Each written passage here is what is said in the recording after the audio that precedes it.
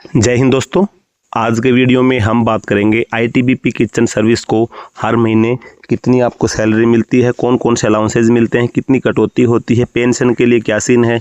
तो पूरी जानकारी आपको स्टेप बाय स्टेप बताएंगे। चैनल पे अगर आप पहली बार विजिट कर रहे हैं सब्सक्राइब जरूर कर लीजिएगा। वीडियो को लाइक नहीं करते एक लाइक ज़रूर कर देना।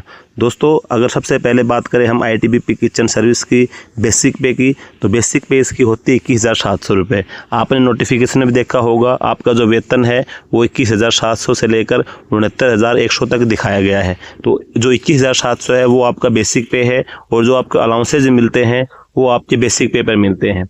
अलाउंसेज में सबसे पहला जो अलाउंस मिलता है वो आपको मिलता है डीए, यानी कि डियरनेस अलाउंस, यानी इसको महंगाई भत्ता भी आप बोल सकते हैं। वर्तमान में सेंट्रल गवर्नमेंट के कर्मचारियों को 60% डीए मिलता है बेसिक का, यानी कि आपको 21,700 का 60% 13,020 रुपये आपको डीए मिल जाएगा। तो आपका बेसिक पे और डीए दोनों को जोड़कर आपकी जो सैलरी बनती है वो आपकी बन जाती है 34,720 रुपये।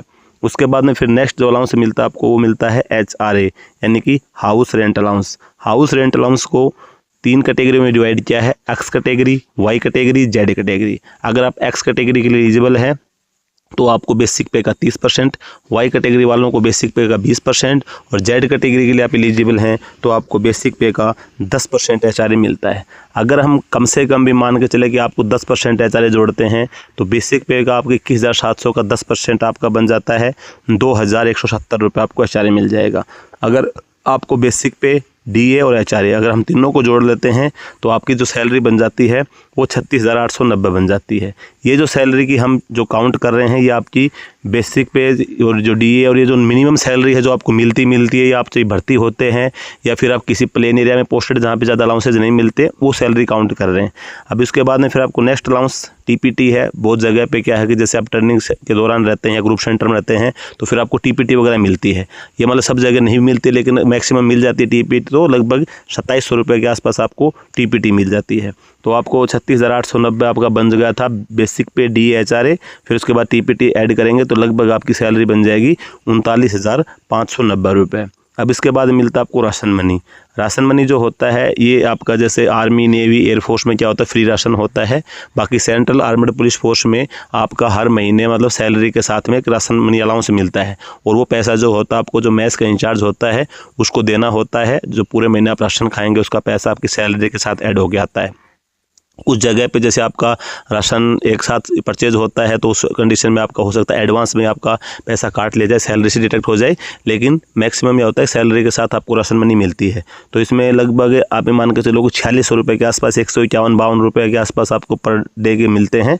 तो 4546 रुपये आपके ये बन जाते हैं। तो आपका जो बेसिक पे, डीए, HRA, टीपीटी और ये राशन मनी जोड़ने के बाद में लगभग आपकी जो सैलरी बन जाती है वो 44,200 रुपये के आसपास बन जाती है।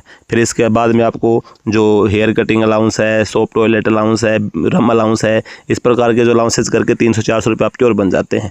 यानी कि लगभग आप मान के चलोगे आपकी जो ग्रोस सैलरी है वो 44,500 रुपये बन गई, और ये स्टार्टिंग सैलरी है। इसके बाद में फिर आपकी होती डिडक्शन कि भैया तो पैसा आपको ग्रोस बन गई पे, अब आपका पैसा कटौती होगी।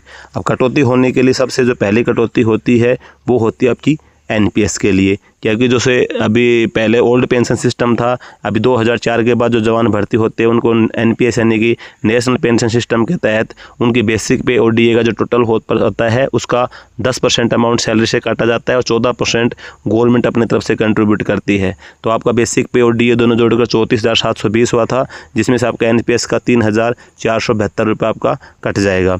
तो आपकी जो ग्रोस सैलरी थी उसमें से 3,472 रुपये काटने के बाद में आपकी सैलरी जो बचती है वो लगभग 40,700 यानी कि 40 से 41,000 के बीच में आपकी बच जाती है। अब इसके बाद में जो आपकी कटौती होती है वो फिर आपका जैसे राशन मनी है, वो राशन मनी आप खाएंगे तो आपको जो पैसा होगा वो आपको मैस इंचार्ज को देना पड़ेगा, तो वो पैसा भी आपका इसके अंदर से कट जाता है। अगर वो पैसा भी आपका कट जाता है तो लगभग आपकी जो सैलरी बचती है वो आपकी बच जाती है 36,000 रुपये के आसपास। फिर आपका 1,800 रुपये जैसे और फंड वगैरह होते हैं उनके कट जाते हैं, तो लगभग आपकी जो सैलरी बनती स्टार्टिंग सैलरी खा पी के सब कुछ कटने के बाद में लगभग 34 से 35,000 रुपये के आसपास आपकी सैलरी स्टार्टिंग सैलरी होती है। अब बात आती है कि इसके बाद कितनी सैलरी बनेगी, तो ये तो एक मिनिमम सैलरी होगी, आपको भर्ती होते मिलनी है भाई 1,000-2,000 का डिफरेंट हो सकता है। बाकी इसके बाद में फिर आप जैसे जिस एरिया में पोस्टेड होते हैं, भाई आपकी बॉर्डर इलाके में ड्यूटी है या फिर कहीं डिस्टर्ब इलाके में, नक्सल प्रभावित क्षेत्र में है, जम्मू कश्मीर में पोस्टिंग है या फिर दिल्ली में पोस्टिंग है या कहीं और प्लेन इलाके में पोस्टिंग है, उस एरिया में कौन से अलाउंसेज मिलते हैं, फिर उसके हिसाब से आपकी सैलरी बनती है। हो सकता है कि जैसे आप ट्रेनिंग करके जाएँ और आपको अच्छी जगह पर हार्ड एरिया में पोस्टिंग मिल गई तो आपको जो अलाउंसेज है तो मान के चलो आपकी सैलरी है वो 60-70 हज़ार की वो क्रॉस कर सकती है। वो डिपेंड करेगा कि आप पोस्टिंग किस क्षेत्र के अंदर है। तो उम्मीद है कि इस वीडियो के माध्यम से सैलरी का जो आपका डाउट रहा होगा पूरा क्लियर हो गया होगा। फिर भी आपको लगता है इसके संबंध में किसी प्रकार का डाउट है, कमेंट करके पूछ सकते हैं। वीडियो अच्छा लगा तो लाइक कर देना और चैनल पे पहली बार है सब्सक्राइब जरूर कर देना। मिलते हैं अगले वीडियो में, तब तक के लिए जय हिंद।